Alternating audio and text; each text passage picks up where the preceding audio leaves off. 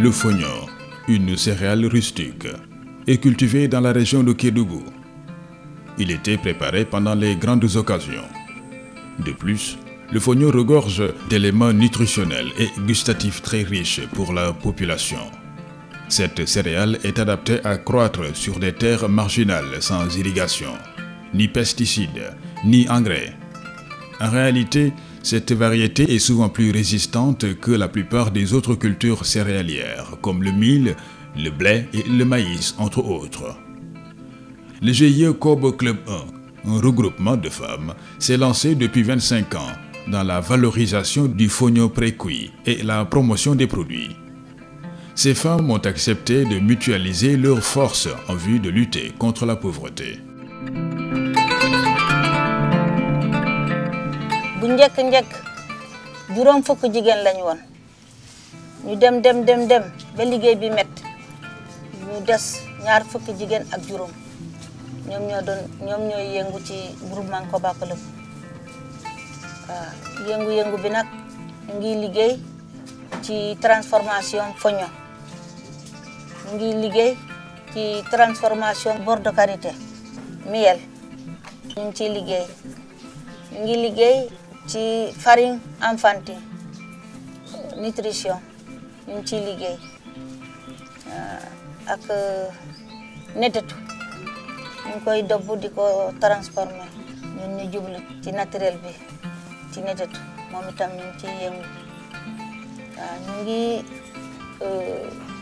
béy aussi ñu ngi béy ceeb ñu ngi béy fonio. Cette pratique innovante est soutenue par divers partenaires pour une bonne maîtrise des techniques de transformation et une promotion de l'expérience.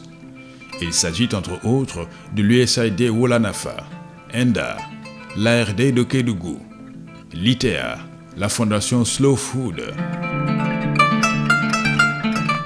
Nous avons pensé que dans un premier temps, en mettant le GIE Koba Club à niveau, pour dire qu'ils ont déjà ils ont d'abord bénéficié d'un financement de mise à niveau qui a duré 2 ans avant de passer vraiment à la grande unité où il y avait des investissements beaucoup plus importants. Le partenariat repose sur 3 aspects. Le premier aspect, c'est que le GIE Koba Club se positionne comme opérateur de marché. Ça veut dire que le GIE absorbe les productions des ruraux. Et sur ce point, il mérite d'être appuyé. Le deuxième aspect, c'est que le GIE Koba Club a quand même 20 hectares de fonio que nous appuyons. Donc par la mise en place des semences et l'ensemble de l'appui conseil idoine qui sied à une telle initiative. Le troisième aspect et peut-être le plus important, c'est que le GIE Koba Club est une micro-entreprise qui se positionne dans la transformation du fonio.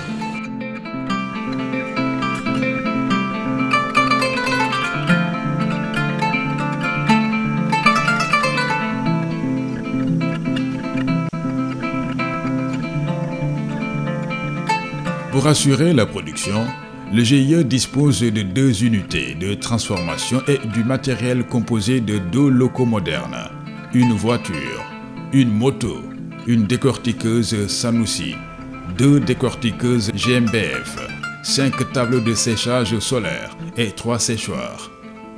En outre, le GIE a aussi mis en place une stratégie de collecte du fonio, un système de stockage et de commercialisation des produits.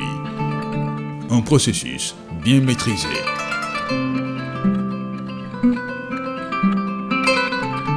bu ñu jëlee ci unité bi nag léegi dañ koy yóbbu ñu lay ko ba pare ñu yóbbu ko ci machine bi dëbbaat ko ñu yóbbu ko nag ci fu ñuy raxasee ñu def ko ci benn cin ñu def ci benn morceau ndox mi siit après ñu teg ko ci inde bi ñu suusal ko buñ ko suusalee ba pare ñu concassé ko buñ ko concassé ba pare ñu tamiser ko buñ ko tamiser ñu weer ko buñ ko weeree bu woowee ñu indi ko mu jaaralaat am na beneen machine boo xam ne foofu la war a jaar bu jaaree foofu pour pepp yi tolloo su dul toujours pepp yi dañuy ëppalante mais buñ ko jaaralee te ci machine pepp yi tolloo bu pepp yi tolloo ba pare ñu yóbbu ko nag fi ñuy conditionné foofu dañuy peser duggal ci sachet yi léegi après bu ñu peser ñu def sachet 1 kilo sachet 5 kilos ñu def ci ay 50 kilos tamit léegi bu ñu defee loolu ba pare ñu yóbbu ko nag ci boutique bi.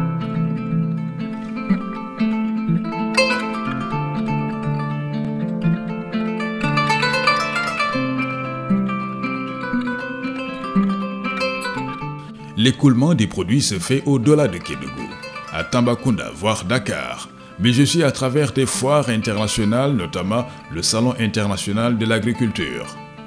D'excellents résultats ont été notés auprès des membres, leur permettant de s'épanouir socialement et économiquement. Ainsi, elles ont décidé de sortir des travaux champêtres très pénibles et des exploitations individuelles qui ne sont pas toujours rentables. Produit Koba moom ba ma ciy door a dugg booy seet dama doon jënd par bu ci nekk 6 pièces laa doon jël muy foño bi karité bi tiir bi lem bu ndaw bi ak bu mag bi karité bu ndaw bi ak bu mag bi yëpp booy seet 6 pièces laa doon jël mais tey maa ngi ci jël quantité bi nga xamante ni nii quantité bu bari la dama koy stocké sama biir léeg-léeg dama koy dugal sama biir chambre froide dama génne ko stocké ko lépp damay jël lépp te lépp alhamdulilah mu ngi dox quoi mu ngi génn bu baax.